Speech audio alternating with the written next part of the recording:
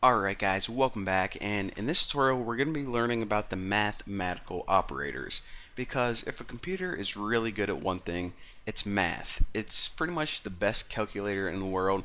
So, well, let's just go ahead and get started. Now, we already saw in a couple examples before, I think I added some things and might have subtracted some stuff, but let me go ahead and just make a little variable. And my cursor's messing up at the beginning of every tutorial, like usual. And I'll just name it weight. And I'll put my weight in there, set it equal to, of course, my weight, which is 595 pounds. Now, let's just go ahead and print out something real quick so we can start testing these bad boys. And I'll put, if I eat a watermelon, I will weigh, not weight, weigh, and we'll put something like percent %d ellipse. Now after this, of course, what we can do is we can just go ahead and put a variable name in, but I also want to mention this. What people can do, and I don't really see this a lot, and it's really useful, is they can actually write an entire equation in place of just a variable name. So you can put something like weight plus, I don't know, what's the weight of a watermelon? 12 pounds, maybe? I don't freaking know. So what this is going to do is it's pretty much going to calculate this expression right here, which is 595 plus 12, and then output it on the screen. Let me pump that on new line, and my old program's still running from the last tutorial, and run this bad boy. So apparently, if I ate a 12-pound watermelon, I'm going to weigh 607 pounds. Simple enough. So we saw that we can add using the plus sign. And another thing that we can do is subtract. Of course, to multiply, it's the asterisk. It's the little symbol above the 8 on your keyboard. To divide, it's the forward slash. It's, I don't know where it is on your keyboard. It's next to the shift on my keyboard. And one other thing that we can do is actually this one right here, the percent sign.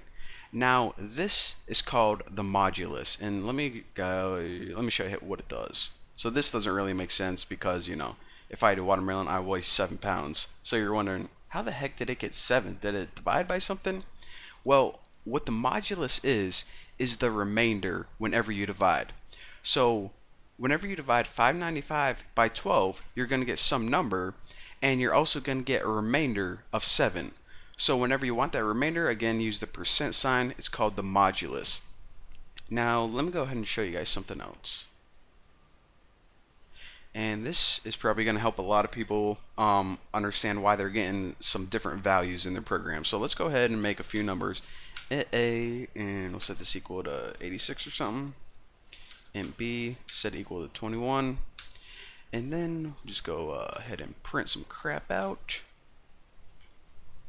And might as well just print like, I don't know, keep it simple, I guess.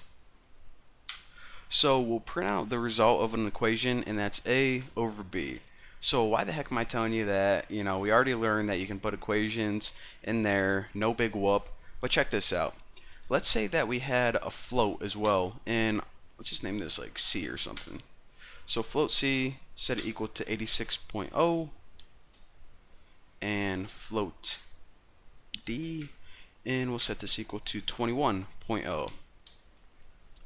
So let's just copy this bad boy, and of course we're not going to use %d, we're going to use %f, which means print out a float, and we're also going to use C and D, CD.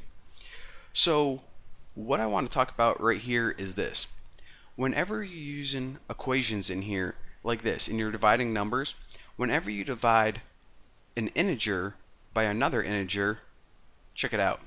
The result is going to be an integer, 4. Now whenever you take a float and divide it by another float, the result is going to be a float. So that's going to come in handy later on whenever you guys get a bunch of bugs. And also, if you guys are like, alright, I'm dividing 86 by 21 and I know it's not an even number, so why the heck is it giving me 4? Because, you know, 4 times 21 is 84, so what the heck? So just remember that, because if you don't, you're probably gonna come across some trouble in the future. So whenever you want a float result, use float. numbers. Whenever you want an integer result, use integers. Simple enough, easy to remember. So for now, that's it. In the next tutorial, we're going to be talking about the order of operations, and also I'm going to be showing you guys a cool way to assign values to more than one variable. It's going to be awesome. I'll see you then.